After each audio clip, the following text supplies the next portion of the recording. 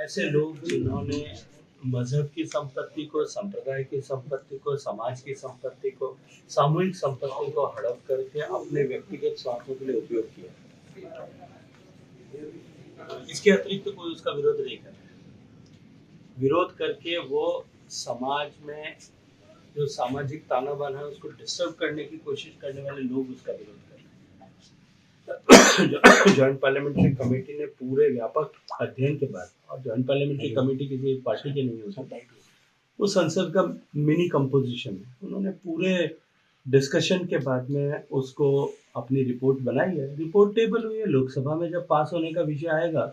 उस पर विचार विमर्श होगा, उस समय सबके पास में अपनी अपनी बात कहने का अधिकार होगा। अब लोकतांत्रिक व्यवस्था में हम किसी भी विषय को डिस्कशन के लिए भी नहीं जो है चाहते, ऐसा कैसे संभव? सर, जो है महाकुंभ को लेकर के आने वाले दिनों में 4 नए रिकॉर्ड भी बनने वाले हैं इतनी संख्या में, जिस तरह से क्या प्रत्येक दिन नया रिकॉर्ड बन रहा है,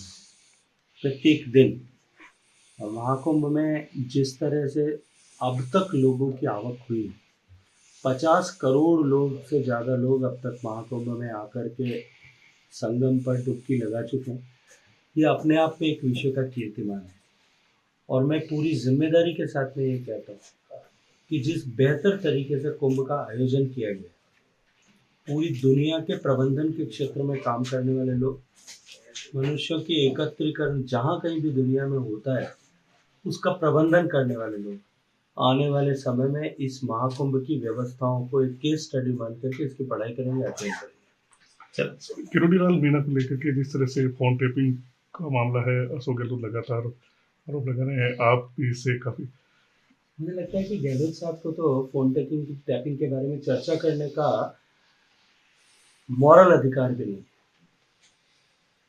उनके ज़माने में जिस तरह से फोन टैपिंग हुई, और वो ये केवल मैं कहता है आरोप प्रत्यारोप होते वहाँ तक ठीक नहीं है। उनके ही व्यक्तिगत ओएसडी रहे श्री लोकेश शर्मा जी ने दिल्ली के न्यायालय में शपथ पूर्वक बयान रजिस्टर करके कहा है कि ये सारे जो है फ़ोन टैपिंग हुई थी, और फ़ोन टैपिंग के बाद में मुझे चीफ मिनिस्टर ने खुद उस फ़ोन टैपिंग को इलिजिटिमेट तरीके से हासिल करके और मुझे उसको लीक करने के लिए कहा। जिन लोगों ने इस तरह के पाप किए हैं वो अब दूसरों की तरफ तो जो है दृष्टि उठा कर देखें, मुझे लगता है उनको कोई अधिकार नहीं। महाकुंभ में जिस तरह से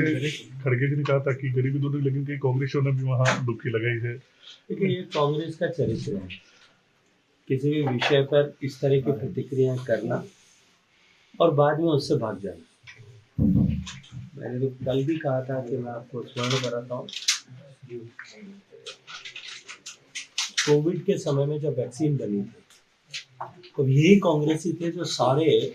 इनके नेता सहित सब ये कह रहे थे कि ये वैक्सीन जो है ये भारतीय जनता पार्टी की वैक्सीन है, ये अनटेस्टेड वैक्सीन है, ये अनट्रस्टेड वैक्सीन है, इस वैक्सीन का कोई जो है क्लिनिकल ट्रायल नहीं हुआ है। और फिर अंधेरी रात में जाकर के सबने वैक्सीन लगाई। आपने जब वैक्सीन लगाई होगी, आप अस्पताल गए होंगे, अपना समय तय करके गए होंगे, आपको समय मिला होगा, उस समय गए होंगे, आपको वैक्सीन लगाई होगी, आपको सर्टिफिकेट दिया होगा, आपने बाहर आकर के अपने सोशल मीडिया पे पोस्ट किया होगा। आप कोई भी कांग्रेस के जो है नेता का किसी भी सोशल मीडिया हैंडल पे वैक्सीन लगाते हुए का फोटो ढूंढने की कोशिश करी नहीं मिलेगी, क्योंकि जिन्होंने पाप किया था फिर अपने पाप से मुंह छुपाने के लिए वो अंधेरी रातों में जाकर के लगा के आते थे, मुंह छुपा करके जाकर के लगा के आते थे, क्योंकि जीवन का खतरा तो था, लेकिन क्योंकि राजनीति के महत्वाकांक्षाओं की पूर्ति के लिए उन्होंने इस तरह के जो बयान दिए थे, गैर जिम्मेदाराना बयान दिए थे, बाद में उससे भागते हुए नजर आ रहे थे। कुंभ में भी मुझे लगता है लोग कुंभ में अपने आस्था के साथ में अपने पाप का शमन करने के लिए जाते हैं, और कुंभ पे प्रश्न चढ़ने करने वाले लोगों को तो शायद उनके पापों के उस वैतरणी को पार करने का कहीं उनको कोई अवसर भी नहीं मिले।